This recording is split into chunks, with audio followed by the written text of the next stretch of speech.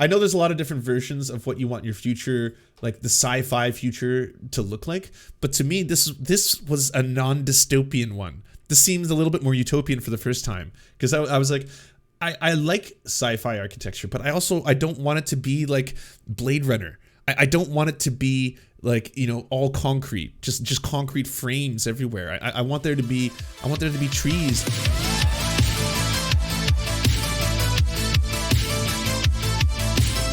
I got some cool news. I have good news for a change. Really good news.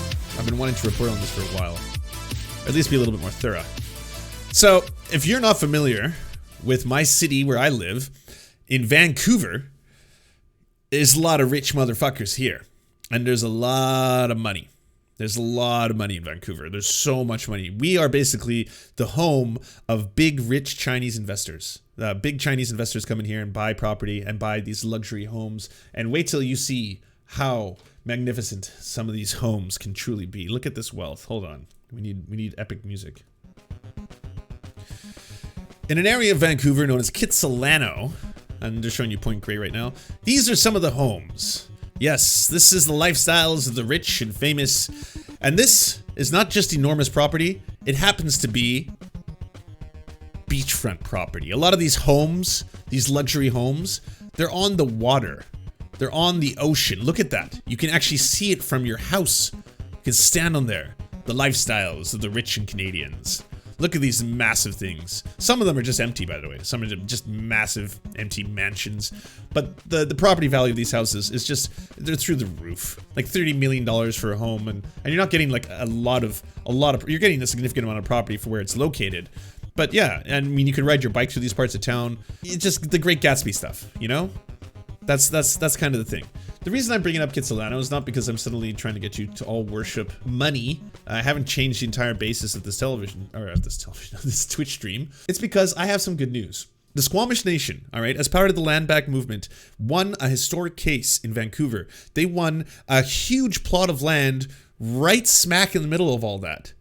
And that, like, I know a lot of people are like, well, the land back movement isn't going to make a lot of headway, especially through, like, you know, the actual colonizers' legal statutes. I've heard that before. That not true. No. Go to them lawyers. Get suing. Go get suing. Get lawyers. Get all those kind of stuff. You know, because you can successfully do this now.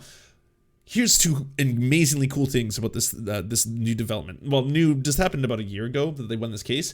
They've now come forward and said what they're going to do with this enormous plot of land, unbelievably valuable land. A land in the richest part of Vancouver, Kitsilano, waterfront, beachfront property. They are now going to develop it into a housing program that is going to have I believe 3,000 to 6,000 units available for people to rent or live in. It's going to be the cheapest housing in Vancouver. That's one of their proposals. The second part is that all of it is going to be green. They want to incorporate everything that they build with nature. And I'm about to show you some pictures. It looks really, really cool. It looks almost, you know, sci-fi-esque. Last part, everything is cooperatively owned by the entire Squamish Nation. As in, the money that is generated from this is going to go to the entire people rather than just a handful of people, executives at the very top who are like the board of directors, the owners. It is going to collectively go to the Squamish Nation as a people. Like this whole plan from the top to the bottom. It's really, really cool. All right, let me see if I can find some pictures. So this is a rendering of what the undercarriage area is going to be. Everything that they're doing with this development is like, it's really big on green. Green is kind of the idea. How can we incorporate trees, earth. And good for the community, but we also want to start seeing some development that benefits our community as well. Squamish Nation is a 50-50 partner with Westbank, the same developer putting the final touches on this high-rise near Granville Street. The tallest of the 11 towers proposed for the south end of Burrard Bridge is about the same height as Vancouver House. Squamish Nation had originally suggested 3,000 units could be built here. Now that's doubled to 6,000. People might hear things like 11 towers and 6,000 units, but they might not really understand what that looks like or what that feels like. And so as we go out to the public and start to engage on some maybe of not the technical term, all right? But the idea is really cool. They want to put green growth underneath the buildings as well, or bridges, wherever it's being built. The idea was that they were trying to incorporate as much nature into the actual architecture and design as possible. Squamish councillor and spokesman Kilsilem said the earlier 3,000 unit project was based on preliminary assumptions about the project. We hadn't really looked at the type and topology and urban design we would want to propose for the site. So when we really start to dig down, we saw that there's a potential for more units, but what else we saw is that there's a housing crisis going on in Vancouver, and building a lot more rental seems like an important thing to do. Squamish land in the area known as Senac once included Vanier Park as well as the Seaforth Armory, but was whittled down for years of exploration and buyouts, eventually forcing the nation's members to the North Shore. We've been eyeing this property and it was returned to us in 2003. After it was taken in an illegal eviction, what happened at the earlier turn of the century. Now, I know there's going to be people on both sides who are going to yell at me for this, thinking that this is interesting or even cool, being like, lefties will be like, Lance, this is a whole bunch of landlords, right? Do you really want like the Squamish Nation to act as one giant landlord body? And I'd be like, well, unlike traditional landlords, which is just one person who's the owner and they're the renter, this is an actual nation, so it's going to be a cooperative landlord experience. But that being said, yes, there's still people renting to others. That's going to happen in this area regardless, all right? There's going to be development, there's going to be high rises. There already is all across Vancouver. Vancouver is flush with rental property right now, flush with empty apartments, flush with it. Meanwhile, it has some of the biggest homeless crisis you can see because there's such a juxtaposition between what is affordable rent in the city versus what people can afford versus people in the downtown east side of Vancouver who are dying from overdoses, all that kind of stuff, and live on the streets. So Vancouver housing is an absolute abomination right now. It's a cursed, horrifying experience. So if they want to do development, which again, development would be done by other people, they want to do it as part of this green initiative. It looks beautiful. I just like the idea of apartments incorporating nature, where it's just like, it looks like overgrowth. It looks like some of those like buildings you see in post-apocalyptic films, but beautiful ones where like there's trees growing out of the windows and stuff like that. I'm for it. Not to mention, as part of this, this goes towards the entire land-back settlement. There's still such a huge disparity between what has happened in terms of like people overtaking and genociding Indigenous people of Canada, and this is one way. It's a small victory, by the way. This sounds like it's a massive thing because it sounds like it's a massive project, but still, this victory was a very small victory in terms of the amount of land that was actually returned as part of the original treaties that were signed again by the colonizers. They've just never honored. Our people have seen the city develop all around us over the past 100 years. Massive towers built on our land that have been used for hunting and fishing grounds, and our community has done seen very little benefit to the massive development that has happened on the land. So I think it's a reasonable expectation from our people that we want to pursue development that's sustainable and smart and good for the community, and we also want to start seeing some development that's good for our people. That's why I think this is cool. Like, they're acknowledging that it's not like they won all this land and then they're like, okay, so we're going to build a wall around our territory, and then once we have that, we'll be able to keep all of you out. Okay, so all of you white folk, you just stand to the side, and then we're just going to keep this, and we're going to have our nice little, like, our little area, and then you have yours, we have ours, and that's the end of it. No, it's that, hey, guess what? We want to make money for the Squamish Nation. We want to approach the sustainable housing problem of Vancouver in our own way, and we want to start incorporating green architecture into the city. 3 amazing things that I think should happen. If it works, it would become a model that other people can emulate as well. You can do development that's way more sustainable than the ones we have now. You can incorporate forests to high rises. You can incorporate trees and nature growing into it. And on top of that, you can help benefit people who have had so much taken from them. Like culture, generations upon generations of lost and murdered people. I don't think this is a net bad thing. I think it's actually pretty cool. Could you live there being of Indigenous yourself on the maternal side? Their whole point is that this is not exclusionary. Anyone can live there. This is not like this is our land and that's your land. We are going to build sustainable housing for Vancouver to address a need, a very big need.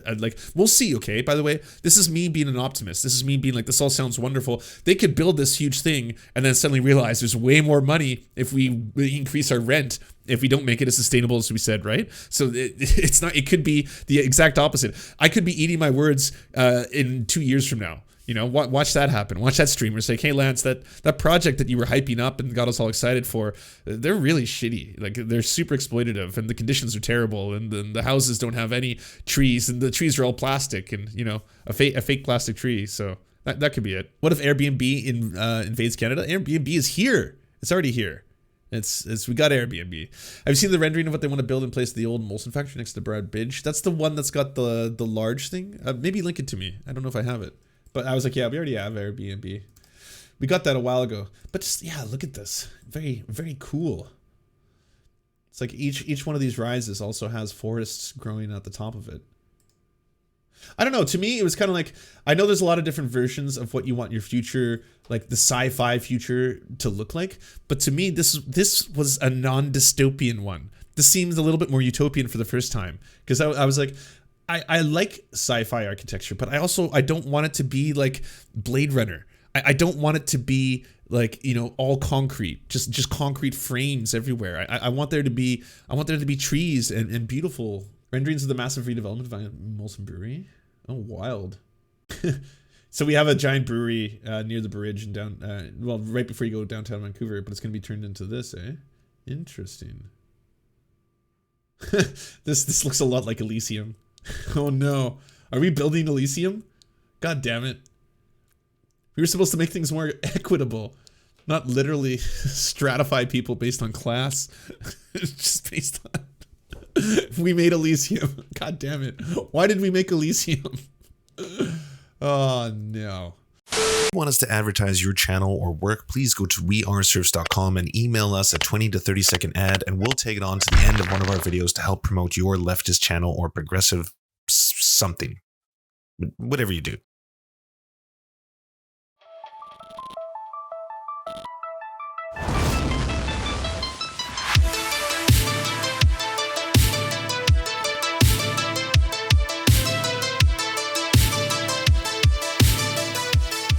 To our gods, Anra, Xander Corvus, Schlatsky, we look to the stars for your divine guidance. To our monarch, Tom Spiker, we are merely puppets for your amusement. To our lords, Trevor R., Alexander Thaler, Hans Josephine, Ryan Lubin, Timothy K. Meeblebeeps Jr., Bisexual Black Gamer, and Tofox, we shall carry your banner into the fog of war. To our Knights of the Round Table, Josh Mickelson, Zach Christensen, Todd Buckingham, Todd Lajeunesse, Political Puppy, Jimmy Bignuts, Andreas Chiringuito, Yoppie, Violent Orchard, Sophie Baby, Thomas Barrington, J. Fraser Cartwright, Goofalankius, Melissa Murphy, Nicholas Marks, Radical Maniac, The Great Pudini, Kale Kotka, Anthropophagic, Serene 42, Chronic de Hemphog, Phone Jenny, Incosin, Constance Joyce Lacheris, and Ramon Acosta, we drink with you and we salute you.